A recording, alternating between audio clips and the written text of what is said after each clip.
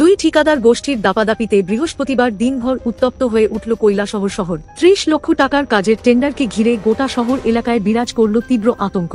পূর্ত দপ্তরের দরপত্র জমাকে কেন্দ্র করে শহরের সাধারণ মানুষ কার্যত আতঙ্কের মধ্যে দিন কাটাতে বাধ্য হল। ঘটনার সূত্রপাত পূর্ত দপ্তরের ৩০ লক্ষ টাকার কাজকে ঘিরে। শহর এলাকার এক যুবক ও উত্তরাঞ্চল এলাকার আরেক যুবক দরপত্র জমা দেওয়ার পর দপ্তর থেকে ৫ সেপ্টেম্বরের মধ্যে ব্যাংক গ্যারান্টি জমা দিতে নির্দেশ দেওয়া হয়েছিল, কিন্তু ৫ তারিখ ছুটি থাকায় ৪ তারিখই ছিল শেষ দিন। এদিন দুপুরে উত্তরাঞ্চলীয় এক যুবক ও তাঁর সহযোগীরা ব্যাংক গ্যারান্টি জমা দিতে অফিসে পৌঁছালে শহরের প্রতিদ্বন্দ্বী গোষ্ঠী বাধা দেয়। মুহূর্তে উত্তপ্ত হয়ে ওঠে পরিবেশ। খবর ছড়িয়ে পড়তেই মহকুমা পুলিশ আধিকারিক জয়ন্ত কর্মকার, ওসি তাপস মালাকার, বিশাল পুলিশ, টিএসআর ও কেন্দ্রীয় বাহিনী নিয়ে ঘটনাস্থলে হাজির হন। দুই পক্ষকে অফিস প্রাঙ্গণের দুই প্রান্তে সরিয়ে দেওয়া হয়, কিন্তু বিকেল ৩:৩০টায় পুলিশের সামনেই ফের দুই পক্ষের মধ্যে উত্তেজনা চরমে ওঠে।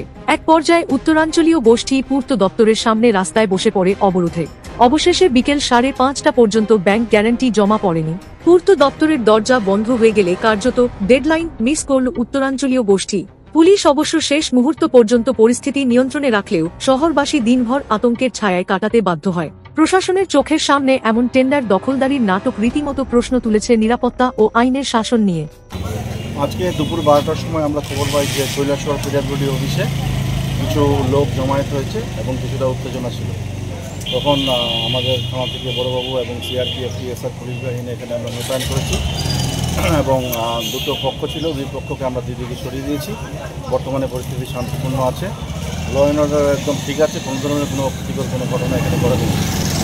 আজকে কি পিডব্লিউডি অফিসে কোনো ধরনের টেন্ডার জমা দেওয়া? টেন্ডারের বিষয়টা আমার জানা নেই।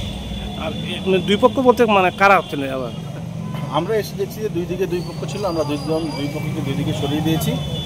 মাঝখানে সিআরপিএফ ছিল, পুলিশ ছিল, আমাদের পুলিশ অফিসার ছিল এবং সেই কারণে কোনো ধরনের কোনো অপ্রীতিকর ঘটনা ঘটেনি, কোনো ধরনের কোনো গণ্ডগোল হয়নি।